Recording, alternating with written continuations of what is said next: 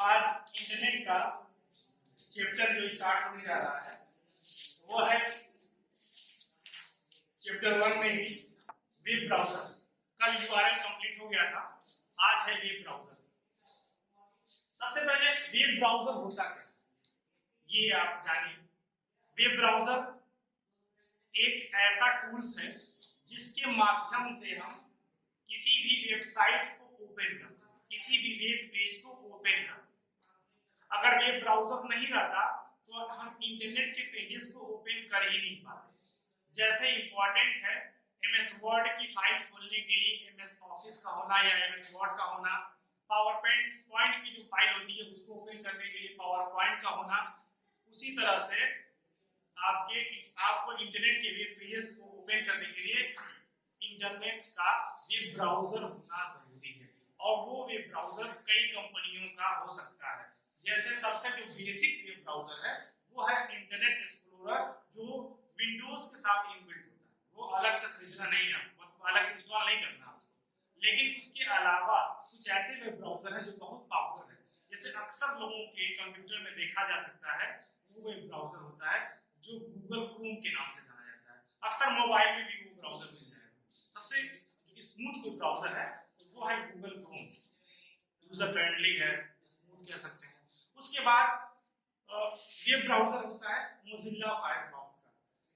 लेकिन कहीं कहीं रिसर्च में मैंने ये भी पढ़ा है कि जो गूगल क्रोम का वेब ब्राउजर होता है वो बैंकिंग वर्क के लिए सेफ नहीं माना जाता है। उसके लिए मोजिल्ला फायरफॉक्स सेफ माना जाता है। अक्सर मैंने ये भी पढ़ा, लेकिन ऐसी तो कभी घटना नहीं हुई है। लेकिन क्योंकि गूगल भी बहुत बड़ी कंपनी है, वो ऐसा क्यों करेगी कि हमारे अपने प्लेटफॉर्म को वो कम रखेगी ताकि लोगों को प्रॉब्लम हो, ऐसा नहीं करेगी। लेकिन ये मैंने पढ़ा है कि सबसे सेफ कोई ट्रांजेक्शन होता है तो वो मोजिल्ला फायरफॉक्स। और सरकारी जो वेबसाइटें होती हैं वो हमेशा इंटरनेट एक्सप्लोरर पे ही चलाने के लिए आता है। उसके बाद है आपका इस वेब ब्राउजर में ये नाम आप लिख लीजिएगा, एक्सप्लोरर मोजिल्ला फायरफॉक्स, ये आप लोग ले लीजिए, नोट कर लीजिए। उसके बाद है आपका वेबसाइट। वेबसाइट क्या है?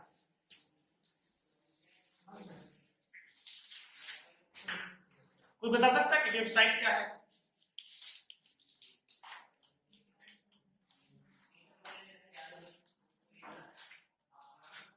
वेब सर्वर पे किसी का एड्रेस को ही हम वेबसाइट कहते हैं। जैसे अगर हमको अपनी पहचान बनानी है, इस पे वेब सर्वर पे अपने नाम की वेबसाइट बनानी है, तो हम सर्वर पे जा करके अपनी वेबसाइट बनाते हैं। यानी कि हम उस वेबसाइट में पहले डोमेन परचेस करेंगे, फिर होस्टिंग करेंगे, ये सब चीजें हैं। यानी कि किसी भी एक पर्टिकुलर व्यवसाय की या बिजनेस की एक खुद की एक पहचान होती है, और वो पहचान सबसे पहली पहचान वेबसाइट ही होती है। जैसे आपको कोई सामान खरीदना है, परचेज करना है, वो ऑनलाइन ई कॉमर्स कंपनियों के से वेबसाइटों से करना है, तो सबसे पहली वेबसाइट होती है हमारे दिमाग में आती है अमेज़न का। अमेज़न क्या है? एक वेबसाइट है जहां पे उन्होंने अपने प्रोडक्ट को रखा है सेलर के द्वारा, क्योंकि अमेज़न खुद अपना प्रोडक्ट नहीं बेचता। वहां पे दुकानदार लोग जाकर के, सेलर लोग, दुकानदार का मतलब सेलर, जाकर रजिस्ट्रेशन करते हैं। रजिस्ट्रेशन करने के बाद जब हम ऑर्डर करते हैं तो एक माध्यम है अमेज़न, वो भेजता है उस ऑर्डर को सेलर के पास, और सेलर जो है सामान को पैक करता है, फिर कोरियर बॉय पिकअप करके आपके पास, कोरियर कंपनी के माध्यम से आपके पास वो सामान आता है। लेकिन अमेज़न खुद कोई सामान नहीं बनाता। फ्लिपकार्ट कुछ ब्रांडिंग कर रहा है अपना, लेकिन फिर भी अभी भी दूसरे का सामान ही यूज कर रहा है। तो फ्लिपकार्ट भी एक कंपनी है, दूसरे नंबर पर नाम आता है। अक्सर लोग पहले नंबर भी रखते हैं उसको, लेकिन पहला दूसरा दोनों में टक्कर है। फ्लिपकार्ट दूसरी कंपनी है जिस पे हम भरोसा करते हैं, उस पे भी इसी तरह का प्लेटफॉर्म है, लोग जाकर खरीदारी करते हैं। उसी तरह से अगर हमको ऑनलाइन कोई ट्रांजैक्शन करना है बैंक का, तो हम किसी वेबसाइट पे जाएंगे। तो वो कौन सी वेबसाइट होगी? जिस बैंक में आपका खाता होगा उस बैंक की वेबसाइट। जैसे आपको स्टेट बैंक ऑफ इंडिया में आपका खाता है, तो स्टेट बैंक ऑफ इंडिया का वेबसाइट है sbi'online.co.in। इस पे जाकर के हम इंटरनेट बैंकिंग करते हैं, यूजर आईडी डाल करके हम किसी को पैसा भेजना हो, ट्रांसफर करना हो, ये सब चीजें करते हैं। एक है योनो पे, योनो एसबीआई करके आता है, उनका खुद का एक ऐप है, जिसे हर एक बैंक का खुद का मोबाइल ऐप भी है और वेबसाइट के माध्यम से भी आप कर सकते हैं। तो मोबाइल ऐप जब देते हैं तो उस ऐप के माध्यम से डायरेक्टली सारे लिंक होते हैं, उसमें आपको वेबसाइट का एड्रेस नहीं डालना होता, ऑटोमेटिक वो अपने आप चला जाता है। जहाँ पे उसको जिस एड्रेस पे जाना है बस आईडी पासवर्ड आपसे लेगा, वो उस एड्रेस उस लिंक पे पहुंचा देगा। लेकिन आपको इंटरनेट बैंकिंग करनी है तो किसी न किसी या उसी बैंक के सर्वर पे जा करके हमें उस वेबसाइट पे अपना यूजर आईडी पासवर्ड डालना होगा। जैसे पीएनबी में खाता है तो Punjab national bank ID password आप डालेंगे, अगर केनरा में खाता होगा तो केनरा की वेबसाइट पे जाएंगे आप, अगर यूनियन का खाता होगा तो यूनियन की वेबसाइट पे जाएंगे आप। तो ऐसा नहीं है कि आप उसी वेबसाइट से पहचानते हैं, पहचान होती है। अगर जिस चीज की वेबसाइट बन जाती है उस पे लोग ट्रस्ट भी करने लगते हैं। अब अगर फ्लिपकार्ट की वेबसाइट ना होती तो सामान कैसे बेचता? बेचता ही नहीं तो कौन लेता? उसी तरह से किसी संस्था की जब वेबसाइट बन जाती है तो लोगों का ट्रस्ट थोड़ा बढ़ जाता है। यार वेबसाइटें तो है, जैसे एक होता है कि कोई काम के लिए हम अप्लाई करते हैं, कहीं वीजा के लिए या कहीं अप्लाई करते हैं, तो जब उसकी ऑफिस नहीं होती है, फिजिकल ऑफिस, तो हम लोग थोड़ा सा डरते हैं कि पता चल ले भाग ना जाए, क्या होगा क्या नहीं होगा। लेकिन जब हम फिजिकल ऑफिस देख लेते हैं उसकी, तो थोड़ा सा एक डर हमारे अंदर कम होता है। तो एक तरह का ये बिजनेस का ऑफिस है वेबसाइट। तो कोई भी बिजनेस को अगर आपको बढ़ाना है, प्रमोट करना है, तो वेबसाइट का होना जरूरी है। किसी भी संस्था का वेबसाइट का होना जरूरी है, किसी भी एजुकेशनल इंस्टीट्यूशन का वेबसाइट होना जरूरी है, किसी भी स्कूल का वेबसाइट होना जरूरी है कि वेबसाइट पे सारी इंफॉर्मेशन वो लोड कर सके। आप उसी पे जाकर सर्च करके आप पढ़ लीजिए। जैसे मान लीजिए कि आपको अगर यहाँ की वेबसाइट बनी है और उस वेबसाइट पे आपको जाके सारे इंफॉर्मेशन चेक कर सकते हैं कि यहाँ कौन सा कोर्स चलाया जाता है, क्या उसका ड्यूरेशन है, कब चलाया जाता है, किस महीने में इसका रजिस्ट्रेशन होता है, कितनी फीस होती है, आप वेबसाइट पे जाके चेक कर सकते हैं। लेकिन अगर वेबसाइट हमारी नहीं होती तो आपको यहाँ आना होता, और जब आने की बात आ जाती है तो 100 में 5 लोग ऐसे ही कर जाते हैं, चलो बाद जाएंगे देखेंगे, बाद में आपका एडमिशन क्लोज, सही जानकारी नहीं। अगर पहले से उसकी जानकारी आपके ऑनलाइन उपलब्ध है, उसके लोग ज्यादा रीच करते हैं, जल्दी पहुंचते हैं वहां। तो ये होती है वेबसाइट। किसी भी एक बिजनेस का अपना एक खुद का एड्रेस बनता है वेबसाइट सर्वर पे पड़ी रहती है, और उस वेबसाइट पे जब चाहे तब आप जा करके काम कर सकते हैं 24 घंटा में कभी भी। जैसे गूगल 24 घंटा ऑनलाइन कभी भी उसको ओपन किया जा सकता है। nailit.gov.in है, ये वेबसाइट है nailit की, सबसे बड़ी कंप्यूटर का जो बोर्ड है उसकी वेबसाइट है nailit.gov.in। ये gov क्यों लगा? gov इसलिए लगा, इसलिए गवर्नमेंटेड वेबसाइट है। आई इन का मतलब इंडियन वेबसाइट, इंडिया की है, गवर्नमेंटेड है और इंडिया है। nailit का फुल फॉर्म आप जानते ही हो, नेशनल इंस्टीट्यूट ऑफ इंफॉर्मेशन। ये आपकी मैं दो वेबसाइट का यहाँ पे एग्जांपल दिया, ऐसे अनेकों वेबसाइट। अभी हमने प्रैक्टिकल बताया आपको, कौन सा वेबसाइट आपका ये bbstu.in वीर बहादुर सिंह पूर्वांचल विश्वविद्यालय की वेबसाइट। अब आपको ये और जानकारी दे दूं कि अब आगे से कोई भी आप पढ़ाई करेंगे बीए एमए बीएससी, तो आप अब bbstu से नहीं पढ़ेंगे, अब आजमगढ़ यूनिवर्सिटी से आप पढ़ेंगे, क्योंकि मऊ और आजमगढ़ जिला ये दोनों अब आजमगढ़ यूनिवर्सिटी से चले, अब bbstu नहीं चला, थी नहीं तो मजबूरी थी वहां जाके, आगे से यही है यूनिवर्सिटी। उसके बाद है आप बात आती डोमेन नेम। इस मैटर को लिख भी लीजिएगा, user type here browser access example क्या है, गूगल.com। जैसे ये google.com है ना, ये क्या है, ये आपका डोमेन नेम, डोमेन नेम का मतलब उसका एक नाम, किसी भी वेबसाइट का एक नाम होगा ना, जैसे मेरा ही नाम है, आपका भी नाम होगा, इस संस्था का नाम होगा, उसी तरह से कोई वेबसाइट बनाएंगे तो उसका जो नाम होता है उस नाम को हम डीएनएस कहते हैं, यानी कि डोमेन नेम सिस्टम कहते हैं या डोमेन नेम। ठीक है, उसके बाद है आपका वेब पेज। वेब पेज क्या है? वेब पेज को बता सकता है?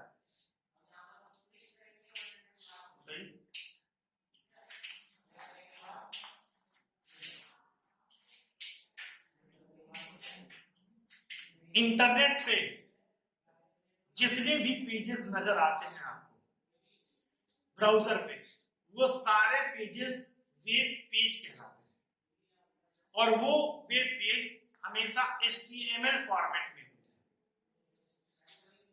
हैं। HTML क्योंकि इंटरनेट का जो वेब पेज का जो लैंग्वेज है, जिसके माध्यम से इंटरनेट के वेब पेज को बनाया जाता है, वो बेसिक लैंग्वेज ही HTML है, हाइपरटेक्स्ट मार्कअप लैंग्वेज। ठीक है, तो web page is a HTML document using any web browser. किसी भी ब्राउजर के माध्यम से कोई भी पेज आप ओपन करते हैं, that is called web page. याद रखिएगा। उसके बाद है आपका होम पेज। होम पेज क्या होता है? होम पेज बताइए, एनीबॉडी? किसी भी वेबसाइट का जो पहला पेज होता है, पहली बार ओपन होता है, जो मेन पेज कहलाता है, वही होम पेज। तो कोई वेबसाइट जब हम बनाते हैं तो सबसे पहले हम क्या डिजाइन करते हैं? Home page design. किसी भी वेबसाइट का कोई पहला जो पेज होता है, मेन पेज जो होता है, वही होम पेज कहलाता है।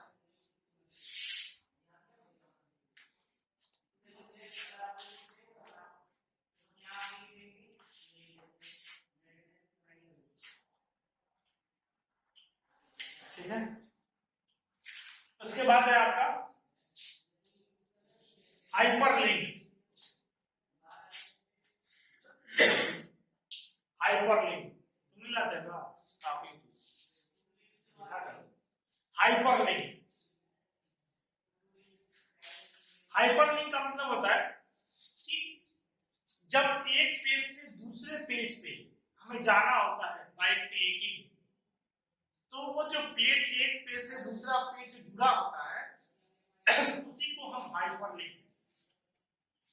जैसे when click will direct the user to another website।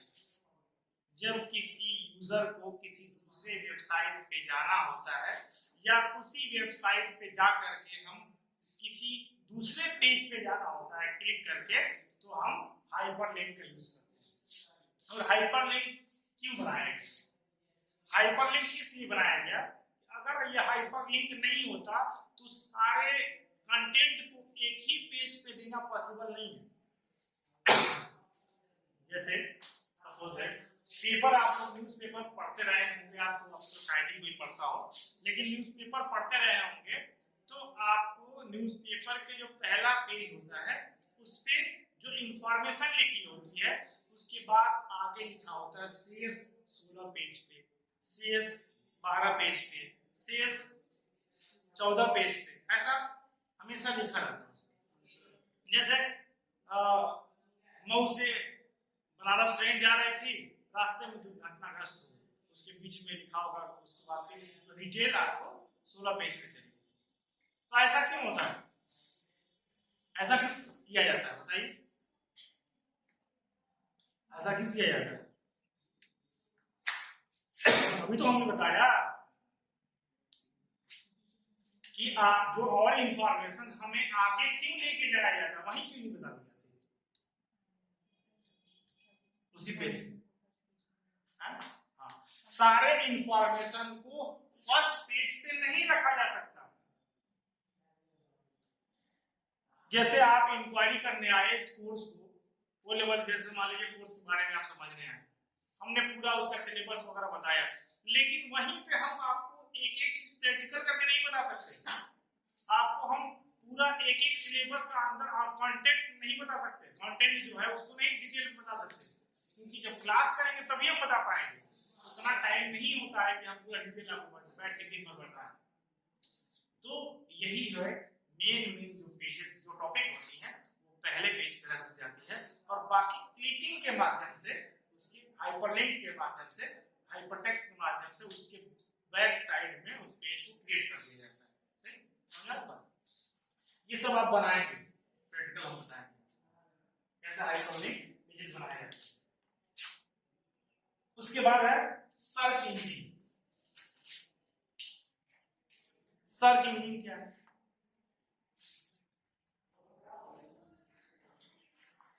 Search engine बताइए। तो हम बता रहे थे क्लास में ब्राउजर, तो ब्राउजर है। सर्च इंजन क्या है? कौन सी वेबसाइट है सर्च इंजन? गूगल। सबसे बड़ी कोई वेबसाइट है सर्च इंजन की, वो गूगल है।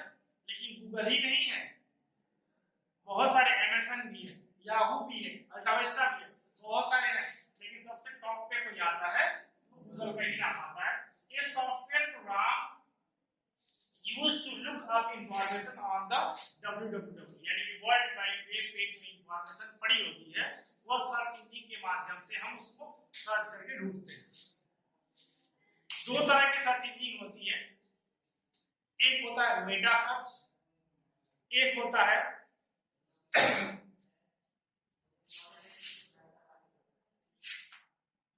मेटा सर्च और हाइपरटेक्स्ट सर्च। दो तरह के सर्च इंजन है। तो मेटा सर्च में क्या होता है कि जब हम सर्च करते हैं तो जो कंटेंट हमें चाहिए वही मिलता है, लेकिन जो हाइपर इंफॉर्मेशन जो सर्च होता है, इसमें जो हमें इंफॉर्मेशन नहीं चाहिए वो भी आपको दी जाती है, वो भी आपको बताई जाती है कि ये आपने पूछा था, आपने ये पूछा था। जैसे गूगल को अगर कुछ आप पूछेंगे तो उसके अलावा और भी इंफॉर्मेशन आपको देगा, जिसे हम स्पाइडर सर्च के नाम से भी जानते हैं। इसको हम स्पाइडर सर्च, स्पाइडर मतलब क्या होता है? मकड़ी का जो जाल होता है। एक इंफॉर्मेशन आप सर्च किए और बहुत सारी इंफॉर्मेशन आपके सामने खुल के आ गई, तो ये आपका स्पाइडर सर्च है। हम यहाँ पे डालेंगे कि best computer institute in near me, तो कई ठो आपके सामने देगा, यानी कि वो कहना चाहेगा ये आप तो नहीं पूछ रहे थे, ये तो नहीं पूछ रहे थे, ये जानना नहीं चाह रहे थे, इसे कहते हैं स्पाइडर सर्च। और सारे प्रोग्राम, सारे एल्गोरिदम इसी पे काम करते हैं, इसीलिए गूगल सबसे ज्यादा फेमस है, क्योंकि इसका एल्गोरिदम सबसे मजबूत है। और इसका जो एल्गोरिदम है, बीच बीच में एल्गोरिदम ये नया नया लाता रहा और नया नया एल्गोरिदम ये बनाता रहा।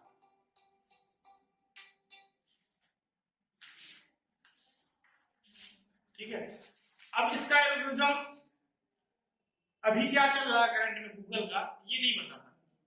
एल्गोरिदम क्या करता है, क्या मतलब क्या है? एल्गोरिदम मतलब ये होता है कि किसी भी इंफॉर्मेशन को क्या उसको चाहिए उसके बारे में इकट्ठा बहुत सारी जानकारी है। जैसे गूगल को घूसी का पता लग जाए तो घूसी में क्या क्या है वो पता लगा देगा एल्गोरिदम के माध्यम से। और फिर आप जब सर्च करेंगे तो आपसे कहेगा ये आपको नहीं चाहिए, ये आपको नहीं चाहिए, ये आपको नहीं चाहिए, आपको दिखाएगा उस लिस्ट में। इसको क्या कहते हैं? इसको सर्च इंजन कहते हैं। उसके बाद है आपका internet service provider. Internet service provider ISP, क्योंकि इंटरनेट की हम लोग तो बात कर रहे हैं यहाँ पे, लेकिन इंटरनेट को की सर्विस कौन देता है ये भी तो जरूरी है। हम बिजली की बात कर रहे हैं, लाइट की बात कर रहे हैं, पंखे की बात कर रहे हैं, तो पंखा कैसे चलेगा? बिजली से चलेगा। अब बिजली की सप्लाई कौन देता है? हम हमारे यूपी में, इस इलाके में कौन देता है? कौन सी कंपनी है? हमारे इलाके में जो बिजली मिलती है इस पूर्वांचल इलाके में, वो उस इलाके में कौन सी कंपनी है जो बिजली को सप्लाई करती है? यूपीपीसीएल, पूर्वांचल, पश्चिमांचल, दक्षिणांचल, बहुत सारे हैं, उत्तरांचल। तो हमारा जो इलाका है वो यूपीपीसीएल, उत्तर प्रदेश पूर्वांचल निगम लिमिटेड, ये यूपीपीसीएल ये सरकारी कंपनी है जो बिजली उत्पादन करवाती है और बिजली की सप्लाई करती है। तो हमारे इलाके में कौन सी कंपनी है? यूपीपीसीएल। तो अगर आप जाएंगे शहरों की तरफ तो ज्यादातर वहां सरकारी कंपनियां नहीं मिलेंगी, ज्यादातर प्राइवेट कंपनियां मिलेंगी, बिजली की प्राइवेट कंपनियां। इसीलिए तो हमारे गांव में तकरीबन 50% लोगों का बकाया होता है बिजली का। 50% लोगों का बकाया है, लेकिन कोई उनको पूछने वाला नहीं। किसी की आरसी कट गई होगी तो हो गई होगी, नहीं तो बहुत से लोग ऐसे ही अभी पढ़ रहे हैं बिजली की बिल, किसी 50,000, किसी 60,000। अगर वो प्राइवेट होती तो कंपनी होती तो अब्बा मर जाते तो बेटा से ले लेती, छोड़ती नहीं हो, कुछ नहीं होता, जमीनियां पिछवा कर ले लेती आपसे, कुछ तो होगा घरवा ले लेती है आपसे, उड़की करा लेती है। लेकिन ये सब सरकारी कंपनियां हैं तो आपसे नहीं कर रही। जिस दिन टाइट तो हुआ है, बहुत सारा अभी मामला टाइट हुआ है, लेकिन फिर भी अभी प्राइवेट इतना अभी भी शायद देहातों में मालूम है कभी अपने के काम चला है। तो सर आईएसपी का क्या मतलब? इंटरनेट सर्विस प्रोवाइडर, जो इंटरनेट की सर्विस को प्रोवाइड करता है उसी को हम आईएसपी कहते हैं। तो इंटरनेट सर्विस प्रोवाइडर का कोई एक नाम बता दीजिए हमको। इंटरनेट सर्विस प्रोवाइडर का कोई एक नाम आपको बता दीजिए।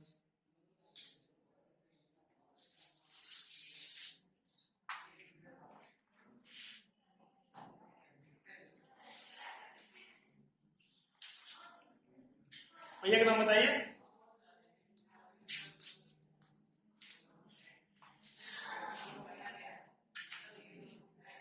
इंटरनेट सर्विस प्रोवाइडर को एक नाम बताइए आप लोग।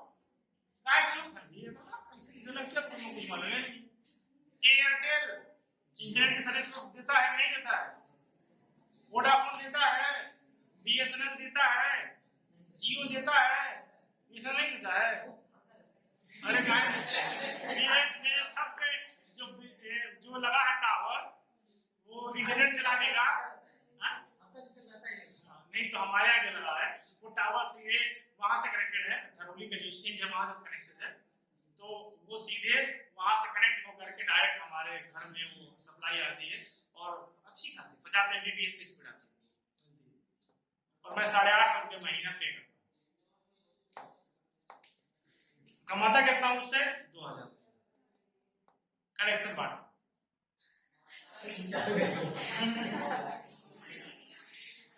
मेरे घर में 4-5 मोबाइल चलती है,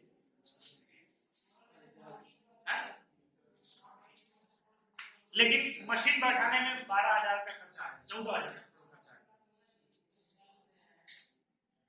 ठीक है, तो एयरटेल क्या है?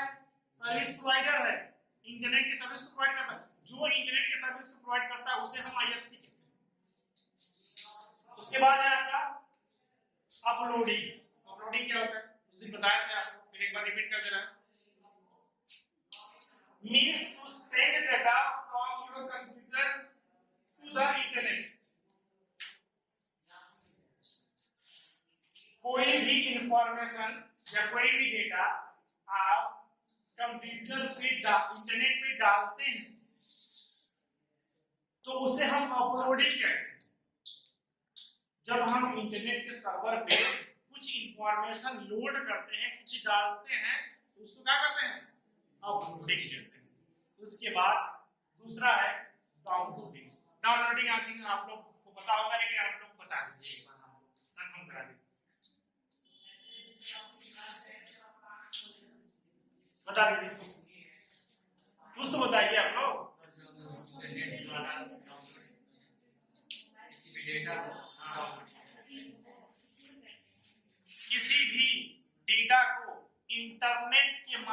से या इंटरनेट पे से हम अपने मोबाइल पे, अपने डिवाइस पे, अपने कंप्यूटर पे, अपने लैपटॉप पे कोई इंफॉर्मेशन इंटरनेट से डाउनलोड करते हैं, इंटरनेट से लेते हैं, उसे हम डाउनलोडिंग करते हैं।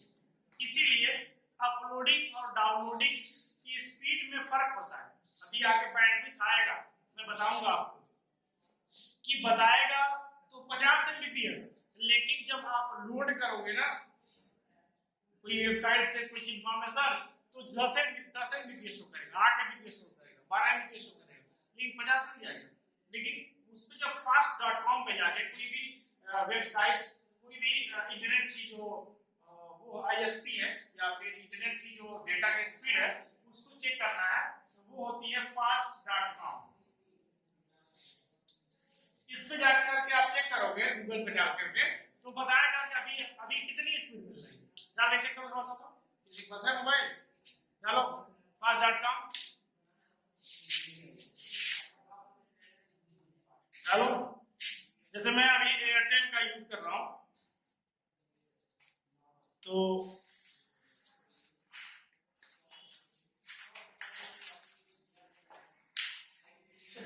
यहाँ पे हम डालेंगे fast.com।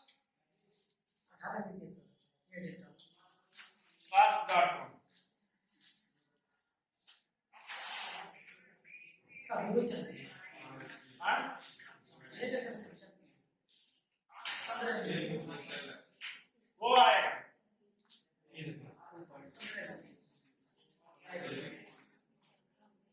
अभी एयरटेल की जो स्पीड है वो 27-28 Mbps तक चली जा रही है। यहाँ पे नहीं, थोड़ा एक बार रिफ्रेश करो पड़ेगा। ये देखो डिपेंड होता है मोबाइल सेट पे। आपका 4G फोन है, मेरा 5G फोन, थोड़ा सा फर्क होता है।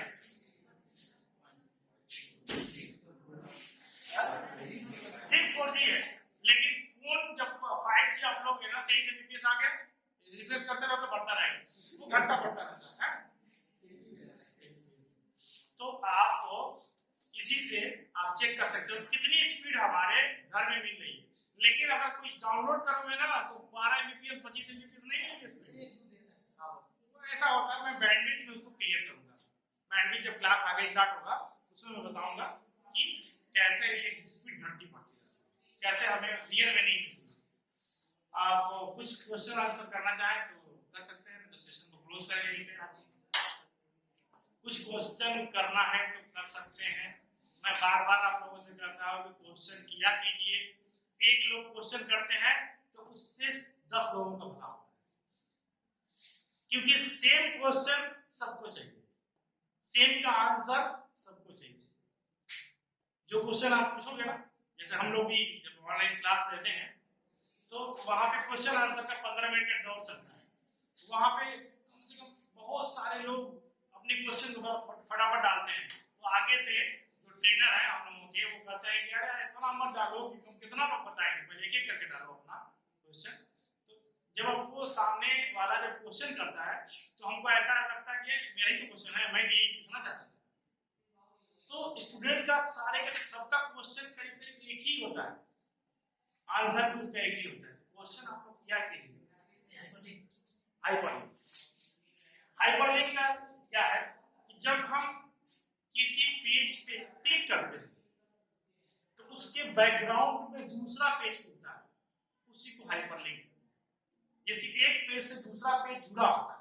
अगर ये हाइपरलिंक नहीं होता तो सारे इंफॉर्मेशन में एक ही पेज पे कैसे रख सकते हैं? जगह ही नहीं होती। होम पेज पे क्या क्या रखेंगे आप?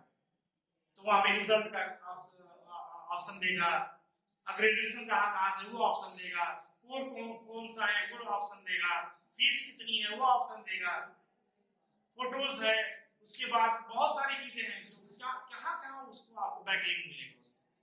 तो जब आप क्लिक करोगे तो उसके बैक साइड में जो पेजेस खुलता है उसी को हाइपरलिंक कहा जाता है। और कोई आंसर क्वेश्चन किसी का? सर्च इंजन, सर्च इंजन पूछना है। Search engine a software program used to look information on the www।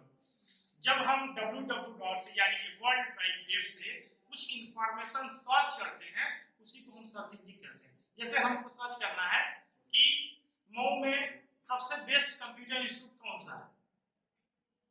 क्या है, इसी को हम सब्सिडी कहते हैं। जैसे हम सर्च करते हैं कि पैरासीटामोल का यूज क्या है, आप लोग सब लोग खाते होंगे पैरासीटामोल, क्लोरोफिन किसको कहते हैं, उसका साल्ट है पैरासीटामोल, सभी लोग ने खाया हुआ जिंदगी में कभी न कभी, ऐसा नहीं कि बुखार बीमार नहीं पड़ा होगा, जरूर खाया होगा, या हर हफ्ते में या हर 15 दिन में या 6 महीने में या 1 साल में जरूर खाते होंगे। उस पैरासीटामोल का यूज क्या है, उसके बारे में अगर आपको सर्च करना है तो आप सर्च इंजन के माध्यम से ही तो सर्च करेंगे, लिख लेंगे आप व्हाट वर्क पैरासीटामोल, हिंदी आ जाएगा, हिंदी में करो हिंदी में आ जाएगा। तो हम किसी भी दवा को चाहे उसके साल्ट के माध्यम से सर्च कर सकते हैं। दवाओं का साल्ट का सर्च करना चाहिए कभी, क्यों बताऊं इंपॉर्टेंट है ये। जैसे अक्सर आप लोगों की जो बच्चों की दवा लेने जाते हैं ना, या बड़ों की ही दवा लेने जाते हैं, तो डॉक्टर क्या करता है कि जैसे अभी आपको हरारत या बुखार है तो 5 दिन की दवा देगा, तो 5 दिन की बुखार की भी दवा देगा साथ में। अगर 5 दिन की और भी दवा एंटीबायोटिक वगैरह दे रहा है, गैस की दवा दे रहा है, एंटीबायोटिक दे रहा है और भी कुछ सपोर्टिंग दवा दे रहा है, तो उसमें बुखार की दवा दे रहा है तो 5 दिन की वो देगा, क्योंकि उसको ये डर है कि बीच में फिर बुखार ना आए। लेकिन बुखार ना रहने पे आप उस दवा को खाएंगे तो नुकसान रहने पे खाएंगे तो कम नुकसान करेगा, क्योंकि हर एक दवा का साइड इफेक्ट होता ही है। लेकिन रहने पे अगर खाएंगे तो कम नुकसान करेगा, लेकिन ना रहने पे खाएंगे तो ज्यादा नुकसान। टीबी का कोई मरीज है, अगर उसको टीबी की दवा चलाई जाए उसका टीबी ठीक हो जाएगा, लेकिन जो स्वस्थ आदमी है उसको टीबी की दवा चला दी उसको टीबी हो जाएगी। सही में सवाल क्लास को यहाँ पे क्लोज किया जाए।